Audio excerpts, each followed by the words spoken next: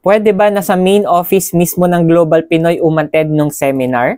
Hello mga ka-travel, this is Paul of Global Pinoy Travel and Tours. And yes na yes po no, sa mga malalapit doon sa main office natin ng Global Pinoy. So located po tayo sa may Quezon Avenue in Quezon City. So you can message me directly if ever na gusto nyo sa office talaga umattend no, or maintindihan yung ating business, no, kung malapit lang kayo, message nyo ko, pwede kong isend po yung ating complete address ng office, no, and makapag-set po tayo ng appointment. So pareho lang po no with our webinar na kinakandak online. So pag pumunta po kayo, at least matour nyo po, makita nyo po talaga no yung physical office natin, and syempre ma-explain din po, no, ma-orient tayo all about our business. Kaya sa mga malalapit, no, Quezon City guys, nearby areas, no, message nyo lang ako. And may mga outside events din po tayo minsan na ginaganap. Okay? Kaya for updates, no, lalagay ko lang po yung aking mga contact details, or you can message me directly po dito sa Facebook. With that, God bless po sa ating lahat.